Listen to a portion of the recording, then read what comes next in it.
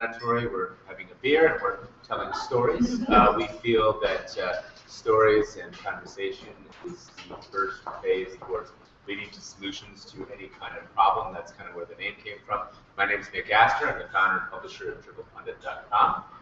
We too refer to ourselves as an online conversation. In our case, it's about sustainability in business. The idea that business can be a solution to our environmental and social problems. Names based on the triple bottom line, people, planet, profit. Just out of curiosity, a few new faces tonight. Have anyone who's their first stories in beer? Beautiful. That's more than half. That's a good sign. Here's how it works. It's pretty casual. I'm going to lead folks in conversation for not more than 15 minutes. The rest is up to you. So get your questions and thinking caps ready. Without further ado, I'd like to introduce our panelists. I want to give you guys a chance to just give us the 2-minute spiel about who you are.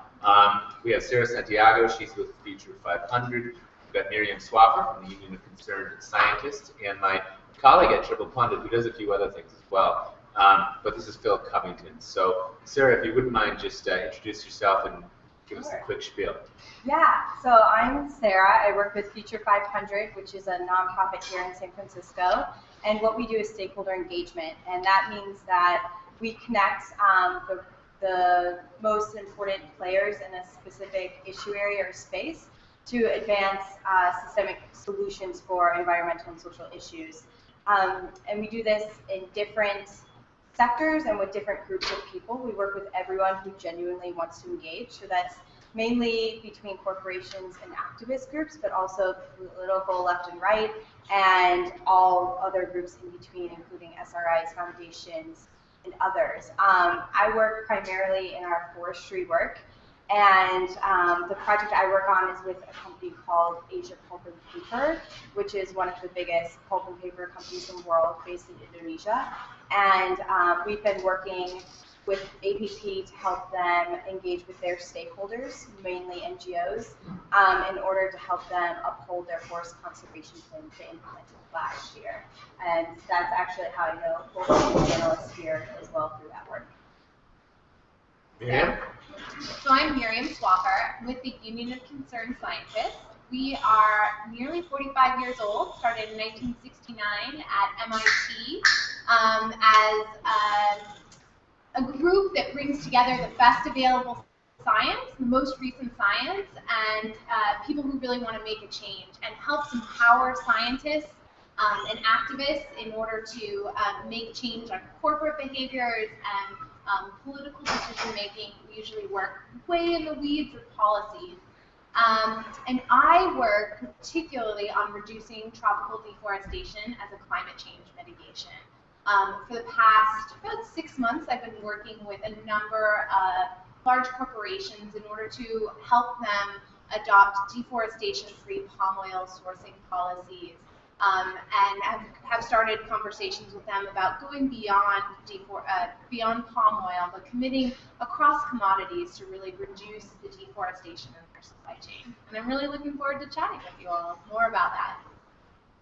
Phil? Well, good evening, everybody. I'm Phil Covington. As Nick mentioned, I'm currently writing for TriplePundit.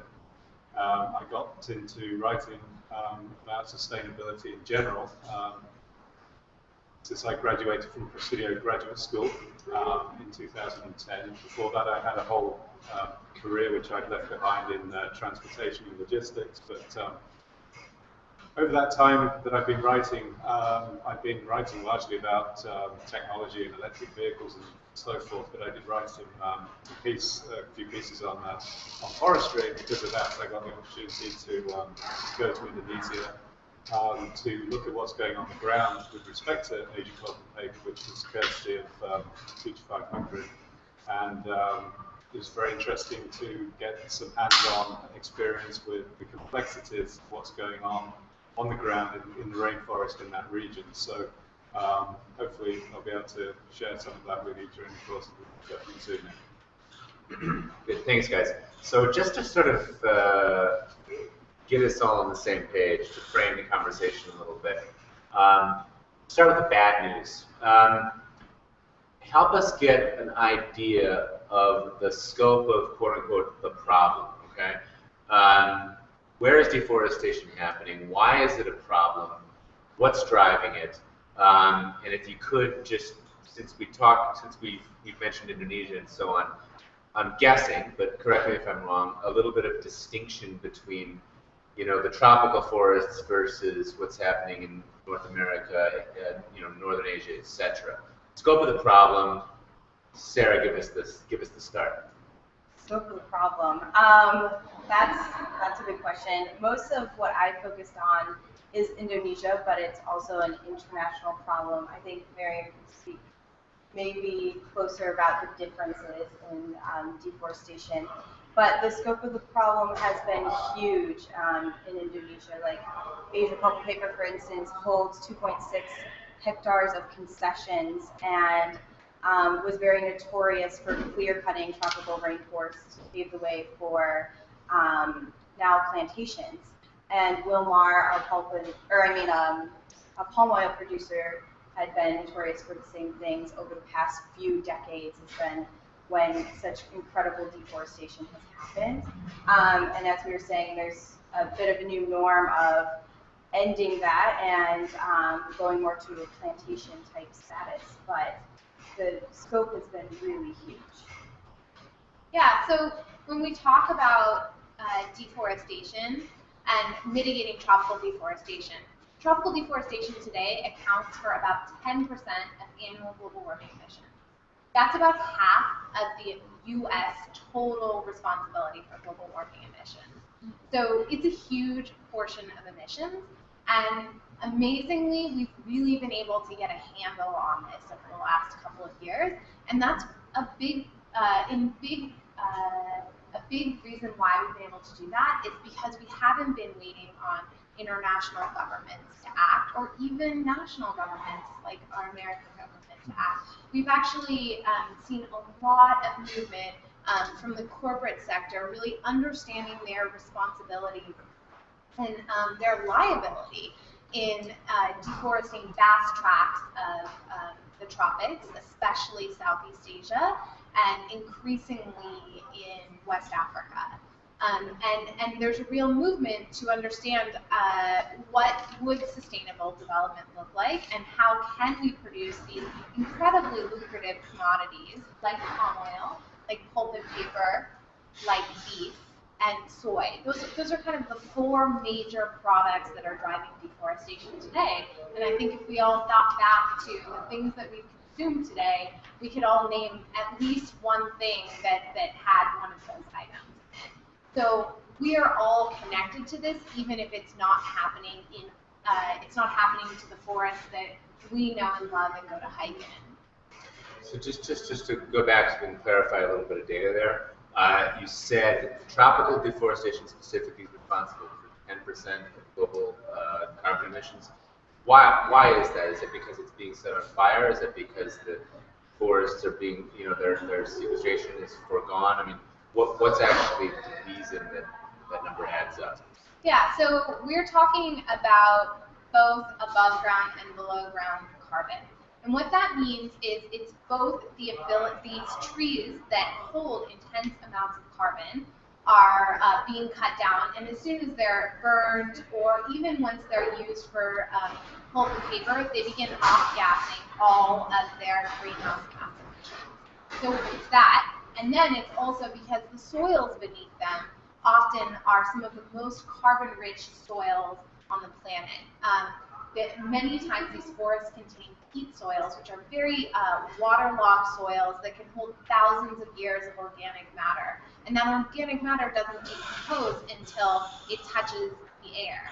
So when we're clear cutting forests and draining the swamps in order to produce agricultural products on them, we're immediately exposing that peat to the air, which is all of that organic matter, which starts immediately decomposing, and number one, starts off-gassing carbon emissions, and number two, becomes a huge fire risk as soon as it dries out, right? It's a huge fuel load like we have in our hills in California.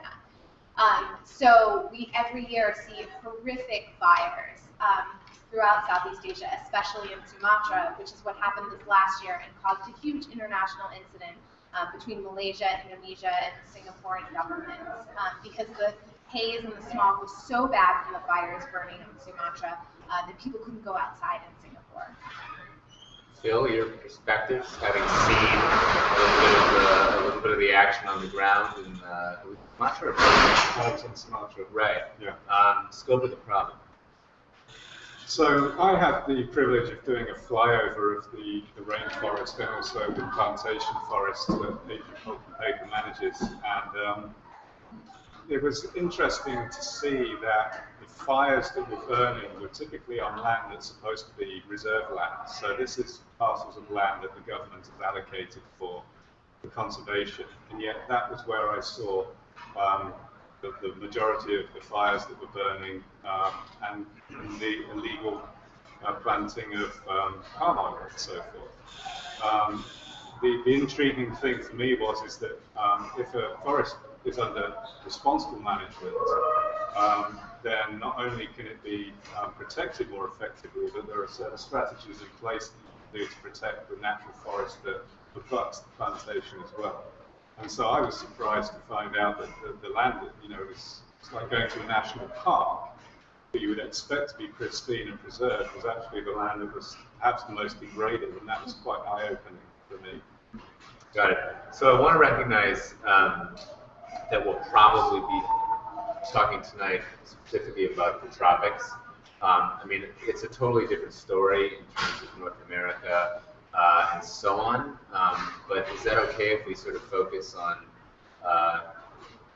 leaning towards Indonesia, but basically tropical deforestation? That's kind of the. But if anyone has questions about other forests that we're capable of answering, I think we should at least just open it. It's a little bit more complicated than just tropics. But second question on sort of the scope again is so that we understand what's driving it. It's agriculture. It's not just we need some, lumber and pulp. It's let's clear the land for palm oil. Let's clear the land for other types of agriculture. Tell us a little bit about the principal driving factors that are actually why do people go out and cut down these forests? Yeah, I think one big part of this is consumerism, and the difference between deforestation, say, in the tropics compared to, say, North America, is that most of the Western world has already deforested a lot of their land. And so sometimes people like to say this is a third world problem or one of just Indonesia, but really it's driven by consumers all over the world who are demanding, whether they realize it or not, palm oil in their snack foods, pulp and paper for paper towels, and a whole slew of commodities and products that we use regularly and don't realize the implications that they have abroad, especially in Indonesia, for instance. Right. Well, I certainly think that as Indonesia, especially, I'm going to focus in, develops as a nation and provides economic opportunities for its citizens, they see forests as a gold mine, as a place that is full of resources that they can exploit, much like the global north, North America and Western Europe have exploited, and that has been their path to development. So why wouldn't Indonesia take that same pathway and find open land, clear open land, and utilize these standing trees that are worth millions of dollars per hectare? So it's really, I mean, it makes so much sense in our global economy that of course we would exploit those standing resources. And I think the real question, the real challenge that we all as, sustainable business advocates have in front of us is how do we create a pathway towards opportunity and sustainable development and economic opportunity for individuals on the ground, while still ensuring that our climate doesn't get too hot to preserve all these businesses and be home to all of these consumers. Well, that's kind of a fundamental question, isn't it? Right? Here we are in the rich west or north or whatever direction you want to use, and who are we to point fingers at these countries that are only doing the same thing that we did, aren't they?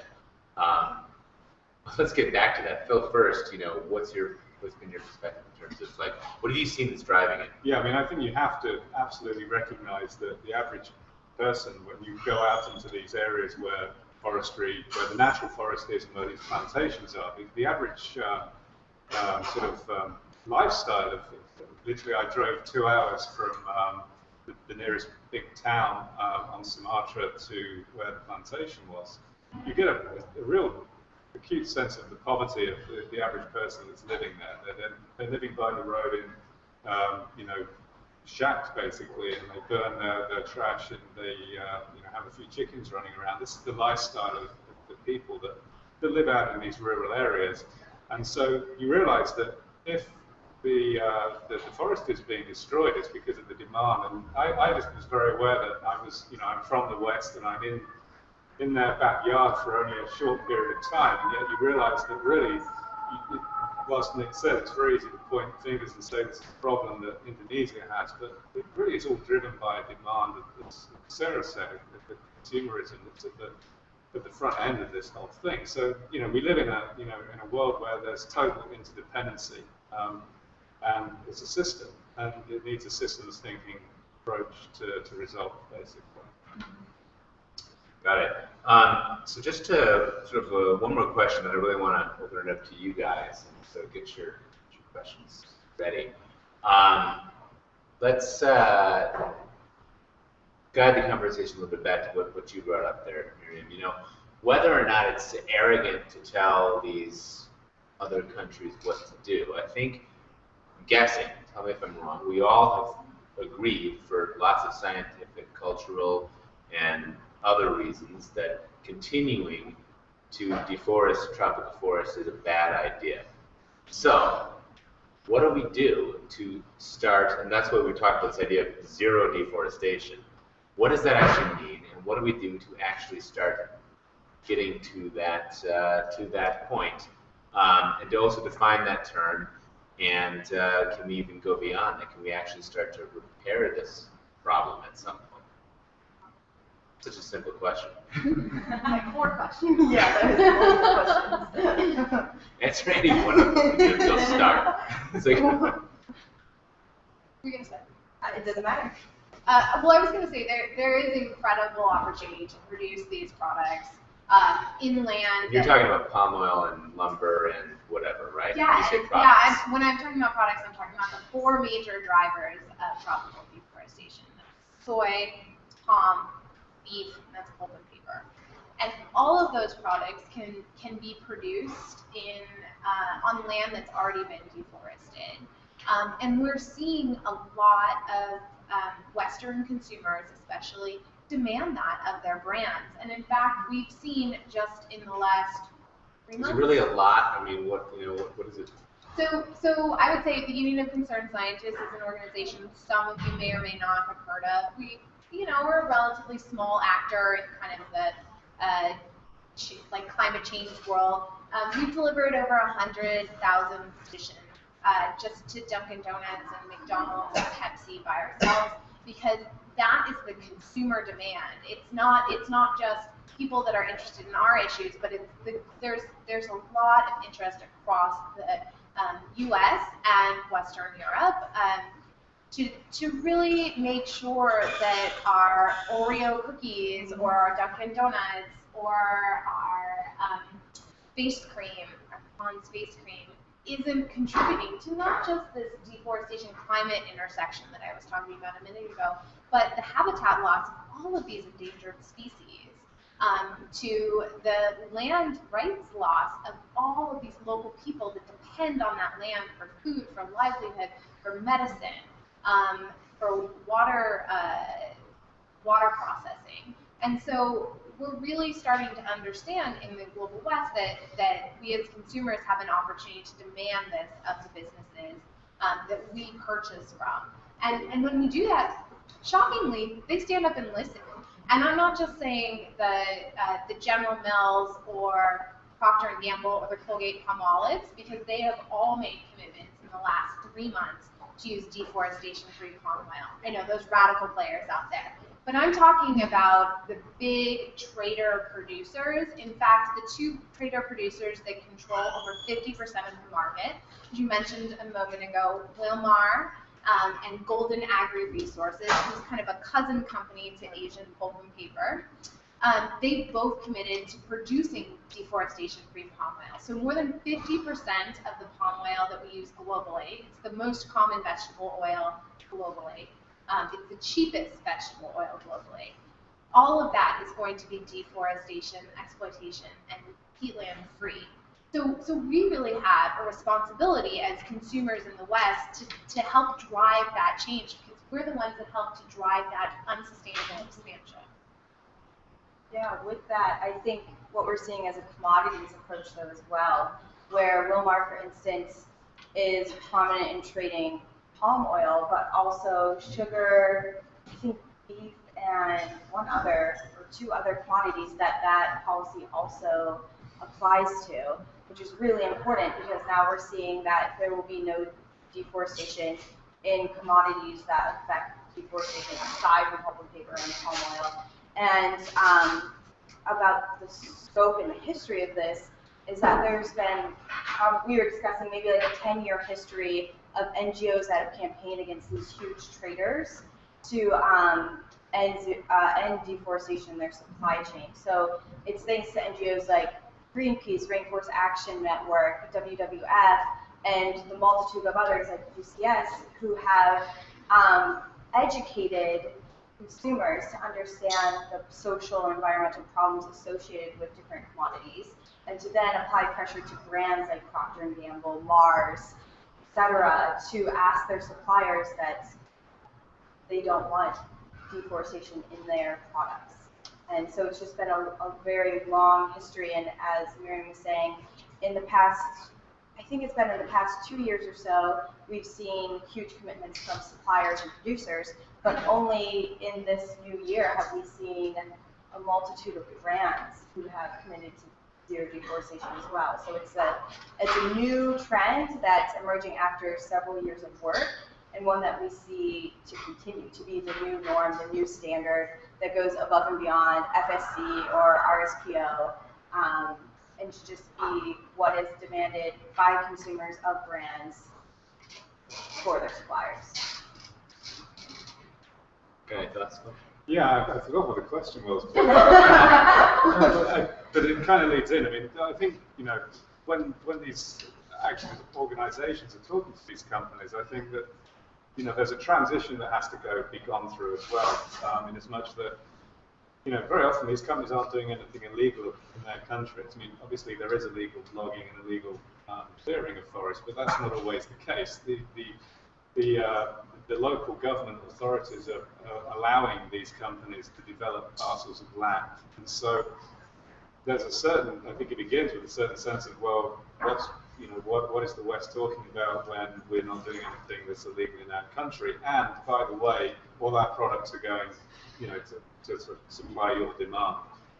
And so I think then you've got the next critical phase, which is actually understanding that there is a problem, and then interpreting the message that comes from the organizations such as Greenpeace, and then actually putting that into a pragmatic set of solutions, because otherwise it's noise, it's chatter, we're doing something wrong, but we don't really know what, because we're not doing anything illegal. So there's an educational process and a learning process that has to be gone through as well before they can do anything. And in fact, because my experience is with APP on the ground, I mean, I learned that when Greenpeace was telling them what they needed to do, they didn't really know how to translate that language into policy. And so APP used the Forest Trust to help bridge that gap, no doubt Future 500 too, so that all the stakeholders can come together to actually do something about the problem. So I don't know if that answered the original question, but I thought it was worth mentioning. It keeps the ball rolling, which is good. And I got like 19 more questions, but I want you guys to have the chance to jump into this conversation. So, who's first? So I'm familiar with FSC, but what's RSPO? It's the Roundtable on Sustainable Palm Oil. Okay. don't know, do you know a lot of specifics on it? I mean, yeah, I can talk a little bit more. So in 2004, this is a multi-stakeholder group that was formed, and it was a number of Western companies that were really interested in using an increasing amount of palm oil. Activist organizations who are very concerned about both the environmental and the social impacts, and then a number of member country governments and producer associations. And they all came together because they really recognized that deforestation was continuing to be a major issue, and was causing a lot of conflict with local people on the ground, was causing a lot of conflict with bonded labor and migrant labor, and so this group came together because there was a real hope that palm oil would be the next feedstock, the next source that would produce biofuels. And if you remember back in 2004, biofuels were the new promise of the low carbon future, and they still are. I don't want to poo-poo biofuels. I think they're a really important part of the solution set. But everybody recognized that if they really wanted to push palm-based biofuel as a climate change solution, they needed to really get in front of the climate change impacts. And so they formed this group, and it's a democratic group. All decisions are made via votes, and so it's been a slow-growing process. I think they're very excited about it. And they have a set of standards that they audit to that was, until recently, kind of the best-in-class sustainability standards. But there's been widespread recognition that those RSPO standards will a really good start. Don't protect all forests, don't protect all endangered species, and don't protect peatland. So they really aren't doing the full job of ensuring that when a company is sourcing RSPO oil, they're not contributing to all of these egregious supply chain issues. So that's why this emerging standard of zero deforestation has really come into play in the last 6 months. Well, a follow-up question, then we'll yeah, I was just wondering if you could talk about what the zero deforestation standard is. Sure. Let me just have a quick follow-up, because I think this leads to this a little bit, sort of a little bit more like definitions. Let's talk about palm oil specifically, right? Palm oil is the big driver, historically has been the big driver in Indonesia and Malaysia specifically of deforestation. We're cutting down these forests, we're putting up these palms.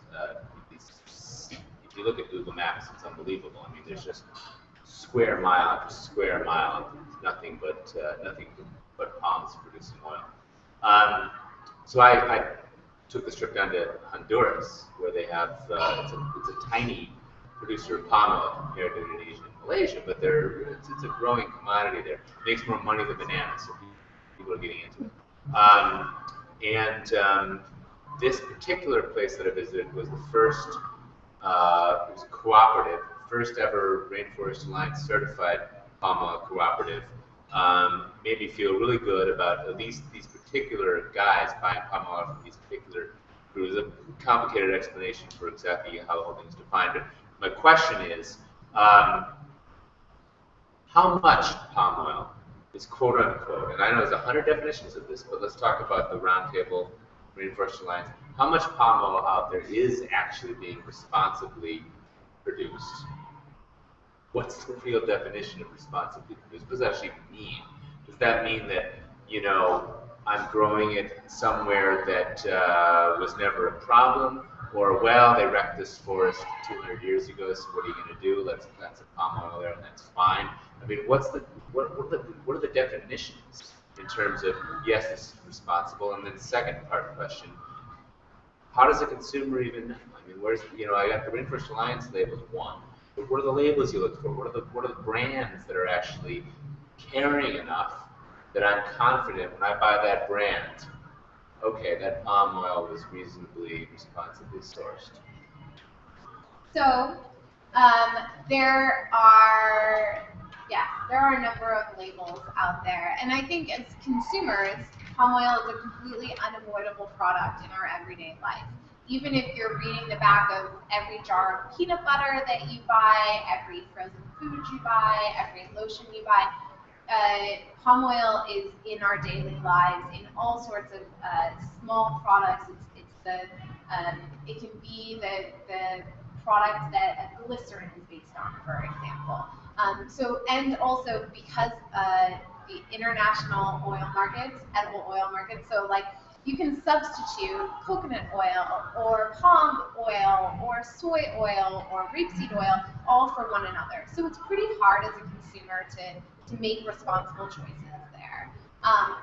But what you can do is, ask the company that you're buying things from, where did this palm oil come from? In what way was it produced?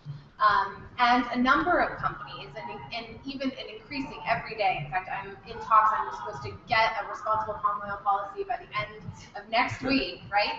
That there is every day there's new policies coming forth, and companies are being very public about these policies because they're being asked by so many consumers. You wanted me to define the terms, and I think you would ask that question as well. Too. Yeah. Zero deforestation. So, do you want to talk more about zero deforestation? Okay. No, I don't know so much about the definitions, so I'll leave that to you two. Yeah, it's sort of a new definition. I think zero deforestation can mean different things to different people, but in this situation, it means that high conservation forest and peatland is not being degraded or destroyed. So that's a certain type of forest that has a high level of biodiversity in terms of trees, wildlife, that sort of thing, that isn't being cut down. But maybe you can expand on what is as well. So we're talking about, number one, including local people in decision making, right? And ensuring that people have the ability to make informed decisions when they consent to turning their land over that may have been forested for the last 100 years. And also we're talking about how do we ensure that plantations, as you mentioned, Nick, that already are planted on land that was recently deforested, how do we ensure that those are managed in the best way so that a forest can come back when the life cycle of that crop is complete? Or that the peat soils aren't emitting as much carbon and have the best chance of coming back to being carbon sinks that they were before being drained and burned. So there's a whole set of technical guidelines that a number of NGOs such as the Forest Trust have developed. But really what we're talking about is ensuring sustainable management of these forests and of these recently deforested places over the long term. We've seen a number of companies commit to this also through the Consumer Goods Forum, who has a zero deforestation by 2020 goal, but they have a nice little word in front of that zero deforestation by 2020 goal, and it's net deforestation. So a lot of those companies are also helping to meet some of their requirements by doing a lot of tree planting. And I think the jury's still out on what that's going to look like for the climate, for communities on the ground, for waterways that have lost the root systems that were holding the soil above them back from going into that drinking water supply or that bathing area. So it's new and emerging, and I think that there's important opportunities to be defining this as we move forward. I've got one thing to add. When I was in Indonesia, the high conservation value assessments is 6 tiers, and you kind of touched on it, but I mean, it starts off with the biodiversity front end, and then it gets down to the rights of indigenous people. The 6th tier, it's not necessarily hierarchical in that respect, but they're just 6 levels of assessment. And one of the companies doing the HCV assessments for APP was saying, it's not just about the forest, it's basically looking at the whole package, in as much that some of these forests have been used generations by indigenous people, so And indeed, even on the plantation parts of the forest, there's conservation value. Some of the wildlife that would normally live in the natural forest can also live in plantation forest. So it doesn't mean to say that even if you've got a plantation forest, that the HCV drops to zero or whatever. It still has a value. So when you're looking at these issues, it's always complex, but there are there's more than just the forest at large. So I just want to make that point as well. So Miriam, when you're working with these companies to kind of get them on board to begin to make these claims that they're eventually working towards this zero deforestation, yet undefined parameters as to what that actually means, what is their understanding of the implementation of what that's going to take? If we haven't exactly defined zero deforestation, the company's making a claim that they're not going to have deforestation in their supply chain, what is their understanding of how that's going to be implemented? It's a great question. So I guess I should be a little bit more clear. There is very clear definitions. I just want to rattle through all of the details of it. But basically, it's about these companies being able to ask their suppliers. So I'm going to take just a quick example. So McDonald's, we all know very publicly that they have a deep relationship with Cargill. Cargill is like somebody who gets palm oil from Southeast Asia and imports it. They're basically a middleman into the US, and then McDonald's would use that to make their apple pies, for example. So McDonald's is like, well, I'm going to keep using palm oil to make my apple pies, or I don't have a problem with that, but Cargill, I need you to guarantee me that there is no deforestation going on all the way over there in Indonesia. And what those companies are doing around these implementation plans are getting into these deep nitty-gritty conversations with their suppliers and saying, how can I audit you? And then how can I audit your supplier one level back? And then do I need to go like 3 or 4 levels back? How do I get down to not just the mill that pressed the oil out of the palm fruit, but actually the plantation where those beautiful palm trees were grown and those big, they're like 100-pound bunches of fruit. How do I figure out what the conditions were with that? And those are hard questions, right? I mean, as anybody who's worked in the supply chain understands, just going one level down and understanding what the conditions are like in your factory that's producing garments, for example, it's very difficult. That's kind of the industry that I came from. And reminiscent of the Kathy Lee Gifford and the Gap, where companies were really afraid, like, how do we figure out that we don't get like labeled as a sweatshop company? And now it's like, okay, we never asked those companies to go back to the cotton farm that their product was produced on. But now we're all starting to recognize globally that we need to start asking questions about how we're using our land and our global workers. And that's about a company setting standards. And in the case of APP, when they announced their forest conservation policy in February of 2013, I mean, they basically said we're not destroying any more natural rainforests. Bulldozers turned off, and that's easy to understand. Like, we're not going to destroy any natural rainforest. Obviously, there's substantial amounts of land that's already been converted to plantation. But they made a fairly definitive statement, and by and large, the interaction subsequently with Greenpeace is held up. But there is, sometimes there's always complexity.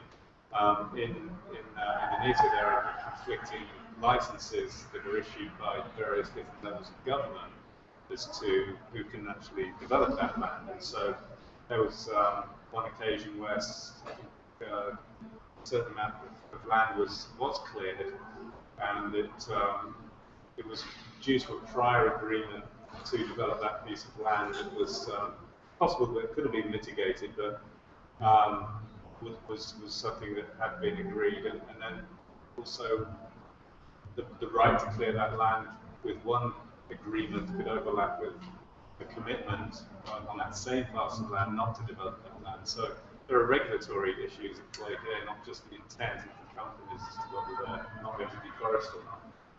Right. I think that implementation is what everyone is looking for right now, because we're seeing these policies, but it's very early on, so what does it look like? How are companies going to uphold these policies.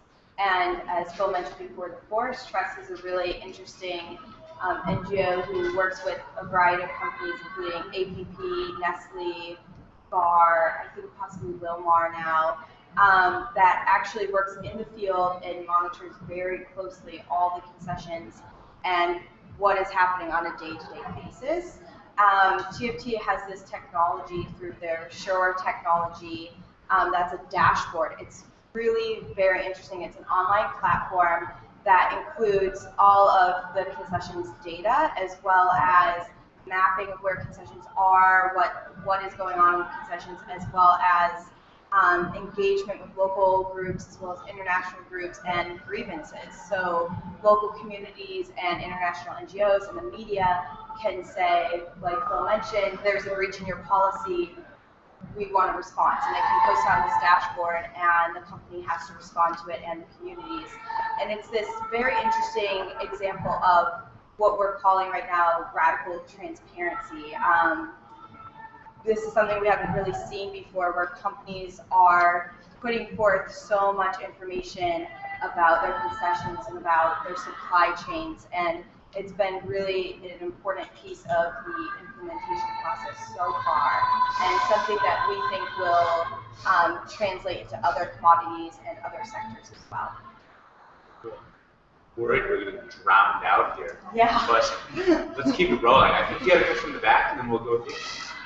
Hi, I had a question regarding the landscape of the existing and potential upcoming policies. So, policies regarding forest degradation or deforestation in particular. Where are the holes and what are we doing well? And when you say policy, whose policy? I actually wanted to open that up to maybe international that you guys were talking about, or you guys talking about American policy in particular. So American policy, for that matter, corporate policy, Yeah. right?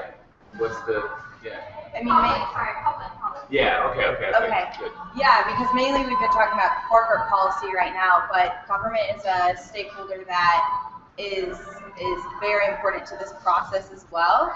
And something we're seeing that I've been hearing about a lot lately, the Indonesian government and regional governments of Southeast Asia working to find some solutions to deforestation as well, ways to better map concessions and make that more public. And that in turn will be connected to U.S. policy on climate as well. Yeah, when I was in Indonesia, the other piece that was interesting is that APP can do what they say they will do and have their own policy, but the Indonesian government's now involved to a certain extent because in order to sell lumber to Europe, they have to meet the European timber regulations. So I believe that requires stamping the wood that it's cut from sustainably managed sources, and so you've got this sort of two layers. You've got the activist impact on customers of suppliers to the market, and then you have the regulatory piece which dovetails with it. So you've kind of got a multi-layers that can help to shift this whole issue in the right direction. But regardless of anybody's policy, right? A little side question that I've been thinking about since the last two questions.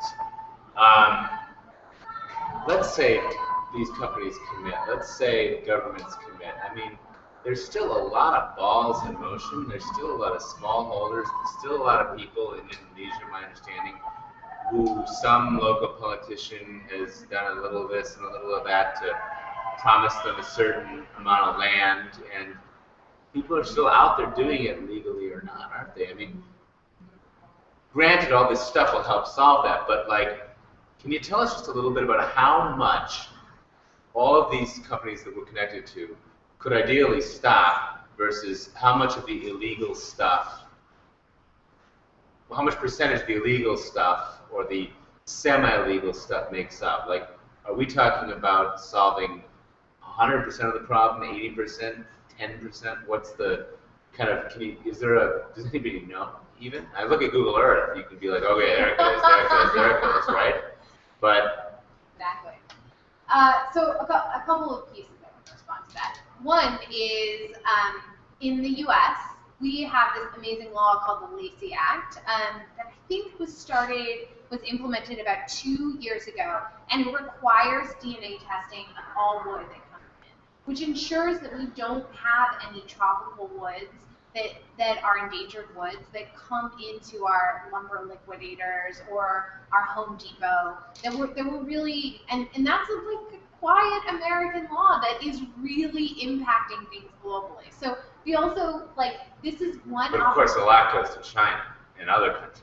Right? That's certainly true, but we are a huge purchaser of lumber here in the U.S. And we have to celebrate successes where they come from. And I think deforestation is one of those places that has not gotten as much public light, and it's kind of benefited from that. So if we talk about the Amazon, right? I'm sure many of us remember back in the late 80s and 90s when we were all just terrified that we were losing the Amazon. Like every second we were losing the Amazon to all of these burgers and the beef being produced by McDonald's and Burger King to be used in their restaurants. And I remember being a kid and being just so nervous about that and feeling like that problem was so far away from me that I had no ability to impact it. Well, I have to say that today, just in the last 3 years, we've seen deforestation rates in the Amazon, in the Brazilian Amazon, come down over 70%. And that's a combination of better business actors, better government enforcement, and international funding from countries who no longer have forests, like Norway, who has a lot of money from oil and gas and really wants to find ways to fund climate mitigation, especially forest climate mitigation, by pouring literally $1 billion into the Brazilian government to help them enforce moratoriums on exporting soy that was recently deforested Amazonian land, and processing beef that was produced. They can't certify that it was produced in recently deforested land. That's actually really good news. I'm actually surprised to hear that. I was under the impression that Brazil was still, it was still digressing, if you will. Can you give us a few more facts? I mean, when you say 70%, what does that mean? The rate's gone down, or the, That is the rate of deforestation. So it's not like deforestation is completely stopped in the Amazon, because Brazil, much like Indonesia,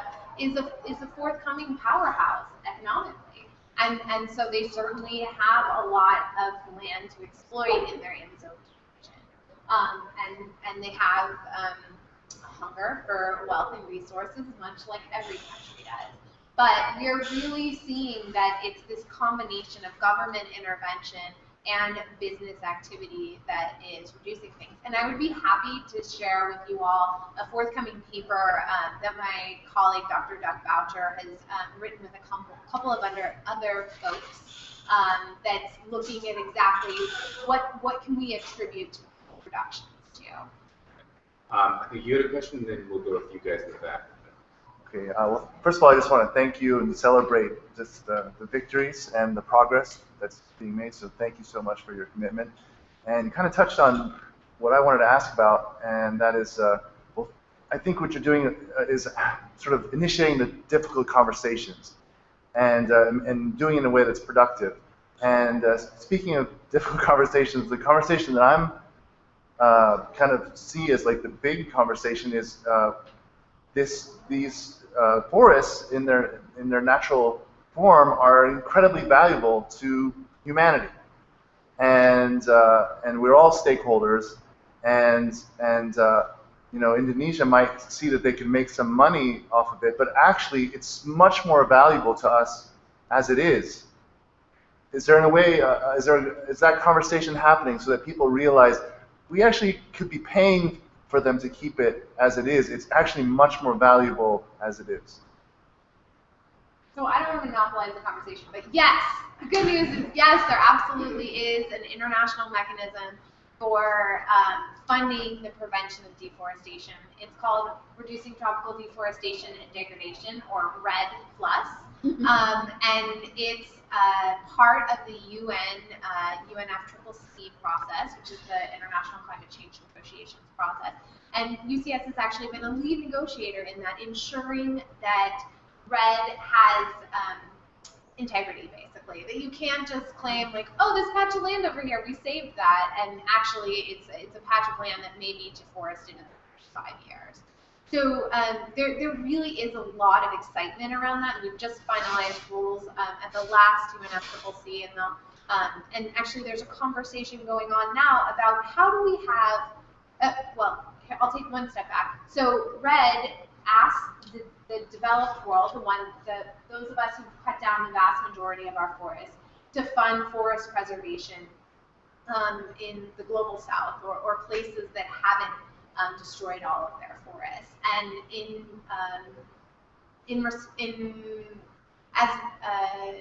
they're incentivized to do that because they get credits towards reducing their total global warming emissions. And it's also reducing total global warming. The permanence is still a question, right? Like if we funded the preservation of 1 million hectares of land and then there's a forest fire that sweeps through it, we've lost all of that. And so that's still certainly a question on the international level. But like I said, it's so incredibly cheap to save our tropical forests. There's been some recent research that's by the UN, the British government, and the Union of Concerned Scientists found that about $60 billion a year could cut total global warming emissions from tropical deforestation in half. $60 billion is, I mean, that's a lot of money, but it's really not that much money if we're talking about switching the entire U.S. economy off of fossil fuels. It's so easy. Kickstart and then you. So. Oh, I want to thank you guys too. You talked about the business and the policy, and I just want to talk a little bit about on the ground, indigenous. So I just want to share a quick story, since the story is in here. Right now, actually, in Monterey, Borneo, there's a tribe, and there are bulldozers that are illegally in their backyard getting ready to bulldoze their land, basically, for palm oil. And the tribe has gotten together, and they're doing a ceremony for 64 days to unite them with other tribes. And what's happened is a global movement of people have raised $15,000 for them. There's actually probably people on the stream right now that are listening from Indonesia. But I just want to say there's all these really wonderful things happening, and on the ground, the indigenous people are really starting to wake up, and they are such an important lever to it. And I put some flyers to see what's going on, but it's a very powerful gesture that's happening from the community that they're saying, no, this is not right, and we're going to unite. And they're not fighting, they're actually trying to invite people in to have a conversation about the importance of the forest. So it's just really beautiful, and it complements the things that you're doing here, because it's all hands on deck. And Eric, you guys have flyers, but if I want to Google this, what do I look for? It's Guardians of the Forest on Facebook. Cool. And then the campaign was called A Tribe in Borneo is Losing Their Forest, What Would Love Do? So. I like it. We've talked a little bit about some of the other implications and the costs associated with it. But I'm wondering if you could talk just a little bit more about kind of the on the ground economic implications of these. As you said, there's those four big industries. There is employment associated with that, and I think a lot of the criticism, and it's not totally unfounded, that the environmental movement gets the elitism, and you talk about Norway has all this oil wealth, and now they're buying the forest with it. And so I guess I'm just wondering if you could talk about what that does economically to those people who are working in the forest industry. Good question. By the forest, then what do the people do for a living? Well, I can touch on, just at the front end of that. The area that I visited, the nearest town to the plantation is called Perawang, and it's about 160,000 people. I think 90,000 of which work in paper mills and on plantations. I think it's something of that order of magnitude. Only as recently as 1988, that was just a collection of a few wooden shacks. Heroine is now this 160,000. We call it a town, It's a town. 160,000. And you know, when you It's a fly, big town. yeah, when you Yeah. fly over that, I mean, you can see. I mean, it's not like it's an industrial-looking space, but you can see there are areas where there are soccer fields and maybe sports facilities, and there's lots of houses, and it definitely has a local impact for sure. I mean, this is given facilities to people that would have had none prior to the plantation being there, all the deforestation happening in that area. And so it's a really interesting thing to unpack because, this is giving people wealth. I mean, everybody's riding their, the motor scooters that go in and out of this facility is just amazing, just a swarm of activity that is surrounding the whole operation. There's a power station basically on the site of the paper mill that powers the paper mill, and then the residual power goes to power the towns. And presumably in the mid-80s there wouldn't have been power to these much smaller settlements. So just to give you some scope of how much employment is being created by these operations, it's hard to discount that value economically. And let's not forget, Indonesia is the 4th most populous country in the world. And when I was there, it was described to me as the 4th most populous country that really nobody really knows about, because it's not sort of like seen as a global player, but if you look at it purely in terms of the population of the planet, it's enormous.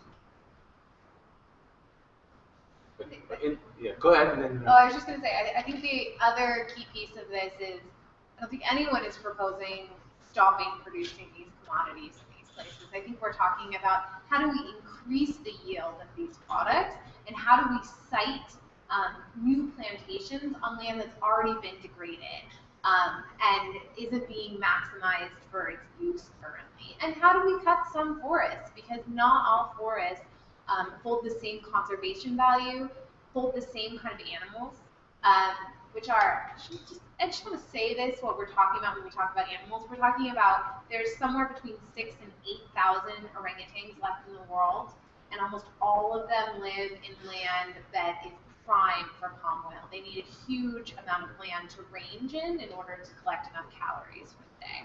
We're also talking about pygmy elephants, rhinoceros, that there's only about 300 left, and tigers.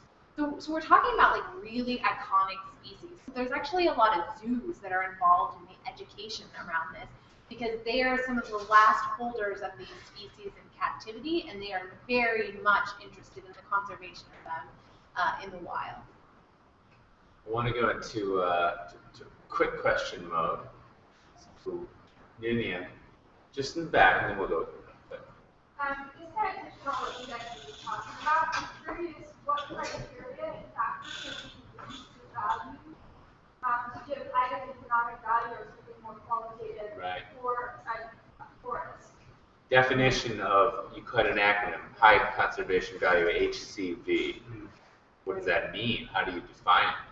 Who debates it? Right, well, HCV actually was originated from the Forest Stewardship Council's assessment, and now it's, correct me if I'm wrong in saying that, but basically HCV now sits in its own entity. So it originally was born out of FSC certification, but now HCV is its own entity. There's I forget the name of the website, it might simply be highconservationvalue.com, I don't know, or .org most probably.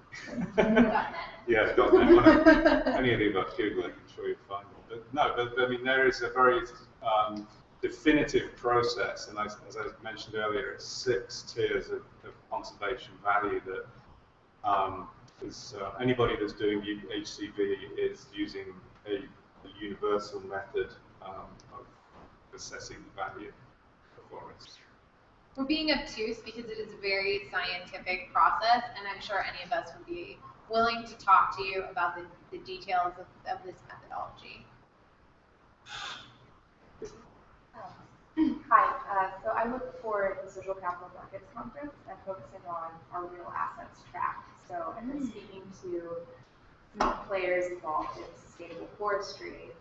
I've learned a little bit about how the capital markets play a role in conservation and our forestry in North America. Do you see any potential for rainforests abroad as an investment, or even like program-related investments? And what path would you see there? What's the opportunity?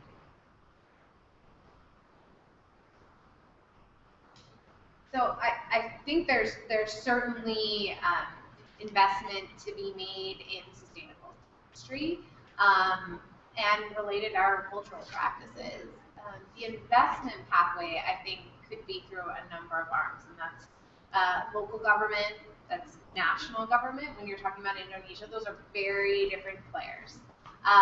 And then certainly there's like local individuals on the ground, and just paying, the investment could be as small as paying for enforcement of local laws, so that just a sustainable amount of rubber is, for example, being grown in a natural forest, and a local community can then therefore export it.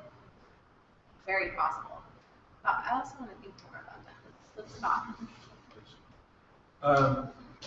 What do you think prevents this from becoming just another fad? What's this? Zero deforestation. So I heard an interesting story. You mentioned clothing supply chains, talking about the Rana Plaza disaster in Bangladesh a year and a month ago, and there's a story about has anything changed? And what brings zero deforestation to the next level? How does it become a real player? How does it look next to something like FSC? What does that mean? So how does it get to be big time? Keeping the ball rolling, making this really amount to something. Because it's complicated, right? I mean, it's not just the deforestation, is it? It's building, it's economic development, it's education, it's, population planning. I mean, it's unbelievably complicated. And so I think it really has taken off because I can understand as a consumer and a regular person what zero deforestation means in my mind. That makes sense, right? I'm a consumer, I want to buy something that's not deforesting, but how does it translate into global arena? Yeah, to answer the first part about it being a fad, I don't think that it is just a short-term fad type thing that will go away in the future, primarily because of the history that we mentioned earlier of groups who have campaigned against companies over the past 10 years or so and are really holding companies accountable. And if suppliers like Walmart, ABB, and their competitors were to fall back on these policies, I think the repercussions would be so incredibly harsh that there's really no turning back for these companies right now. And the other piece is that there's a really great amount of foundation funding that is going into these campaigns and into climate and addressing climate change through forestry that has momentum right now and will continue to see results. And I think those are two pieces of why it's not a fad and why we'll continue seeing policies. And I think, it's economic for these companies too. I mean, APP's already lost customers, big brand name customers. So, I mean, they are, by doing this, having to win back big contracts. And so, they put a lot out there publicly that if they renege on it, they're going to look pretty stupid. And equally, already there's an economic impact to their business. And, they want to be the number 3 largest paper company in the world. They'd like to be number 1, I'm sure. So, they've stated that if we want to reach that business goal, we've got to listen to our stakeholders, and the stakeholders make a very clear message that what they've been doing is unacceptable. Okay. You have time for like 2 or 3 more, so 1, 2, 3. Okay, I just want to say I'm very new to this, so as an individual and as an employee of a small company, like what can I do, what should I be looking for on products that I buy, or what, is there some kind of, you said there was some kind of list that has net in front of it. Is there a list that's like a little better than that, where they've already reached the goal, or they're already meeting some kind of baseline, or is there something that I can ask from my employer in terms of like where we buy our paper? So just those kinds of things. And you know what's good about the question is it's not just what should I not buy, but it's also what should I buy, given that that money is going to go and help, you know, whatever economy needs it, right? Yeah, I would like to be able to, make a gesture with my purchases. I need to buy sunscreen, and my company needs to buy paper. So, like, where should we be doing this thing? Guide us. I'll let you go. Well, that is a good one. I mean, I actually, for a piece that I wrote regarding global deforestation with respect to paper industry in general, not talking about APP now or Indonesia in general, but, you know, I got the impression from talking to somebody from the World Resources Institute that the FSC certification when it comes to paper is a good thing to look for. And it's FSC. Yeah. Right? Yeah, Forest Stewardship. Yeah, Forest FSC. It's, correct me if I'm wrong, but it's unlikely that most paper products you buy in the United States are coming from the tropics, except maybe low-end tissues or something. Or am I wrong? I don't know. Not necessarily. Yeah. Because I mean, a lot of what paper is produced too goes into packaging as well. So you might. If it's coming from something shipped from China. Yeah, so if you buy a yes. toy, Correct. then you could end up with irresponsible manufacturing paper. Right. So that is a bit problematic. And I mean, you know, like I know that APP is producing photocopy paper too, and it can't be FSC certified right now, but APP is re-engaging with FSC. To try to reassociate with them. So, you know, if something has an FSC certification, that is for paper is a pretty good guideline that it's sustainable for, I believe. But if I'm nervous about palm oil, right? We talked about the one group in Honduras that has Rainforest Alliance certified, but that's a very small amount. I don't even think that label's made it to the U.S. I know Mars has done some good work with their sourcing vis-a-vis palm oil. I think that with a lot of these forest commodities, one of the first things that you need to do, whether you're a consumer or a small business that wants to make responsible choices, is start asking questions. Where does this paper come from? Where does this palm oil come from? Where did this beef come from? I mean, we all are trained to ask that about our vegetables here in the Bay Area. Why aren't we asking that about everything? Like, I know that from my experience working in the apparel industry, I always turn my label inside out and say, where was this made? Like, why are we getting so many T-shirts from Indonesia these days? Like, why has Indonesia? Like, where are the global forces that are forcing that to happen? And I think as consumers, one of the best things we can do is start telling companies that we want deforestation-free products. And I'll just give a quick pitch for UCS. One of the best ways you can take action is going to UCS USA/Palm Oil Action and telling Dunkin' Donuts, McDonald's, and Pepsi they like deforestation-free oil in their products. My question, I think, is into this because I don't think that all consumers probably have the time or want to ask all these questions. So how do you keep maybe the momentum going, or in your campaigns, what do you find is maybe really resonating? Are those the animals that we're trying to protect, or is this maybe indigenous rights? Are people interested in that? Other people just don't care really about maybe where products coming from, and how do you maybe find a way to attract these people? It's always one of those fundamental questions, right? Because I think everyone in this room cares enough to, you know, put in the effort. I think everybody actually cares if you really put them on the spot, but there's a huge majority that, you know, they're busy, they don't put in all that much effort necessarily. Can those of us that really care, are we enough to push the needle? Absolutely. As I said, 100,000 consumers have pushed 3 companies already and are pushing at least 3 more to adopt strong policies. And those are like 100,000 of exceptional consumers in the U.S. They care to click on that link in their email address.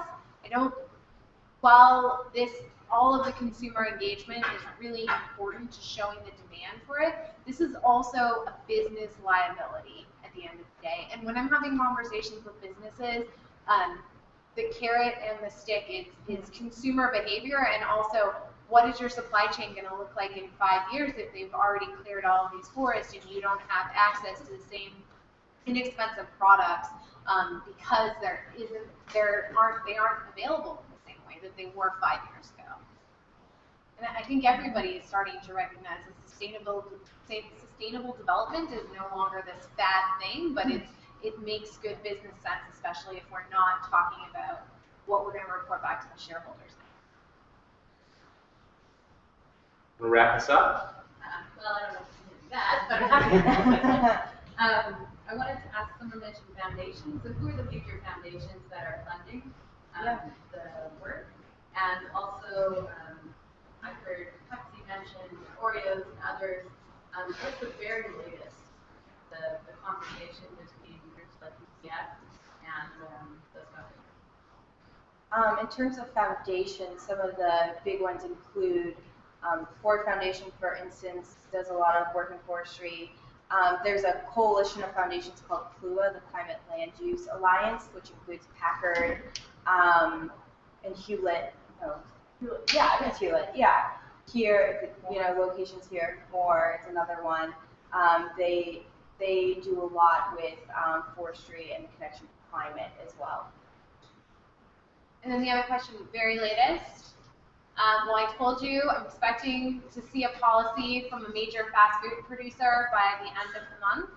I certainly would encourage everybody, like I said, to go on UCSUSA/palm oil action and tell these 3 companies that you as a consumer really want these deforestation-free products.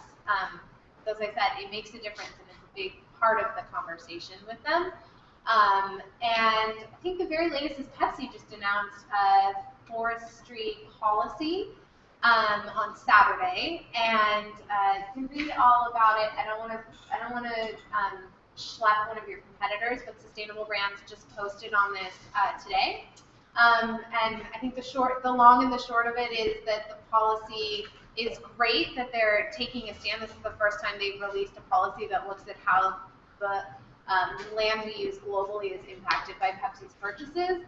There are some real shortcomings in the policy, and to be in line with, even close to in line with industry best practices, they have a lot of work to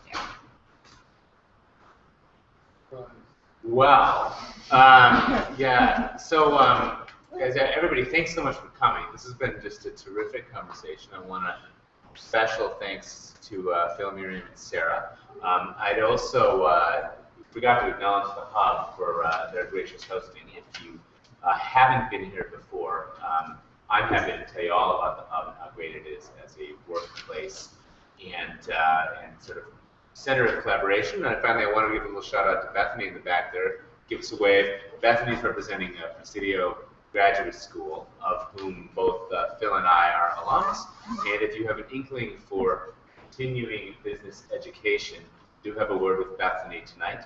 And we will be doing this next month. I believe it's the last Thursday. We've got a really big one next month. We're going to really pack the house. I think we have David Gottfried coming. He is the founder of the U.S. Green Business Council, among other important things. And we're going to be talking about green building. So pay attention to the site, TriplePundit.com. And we'll stick around for a wee bit if you want to grab a beer for the road and keep the conversation rolling. Thanks for coming.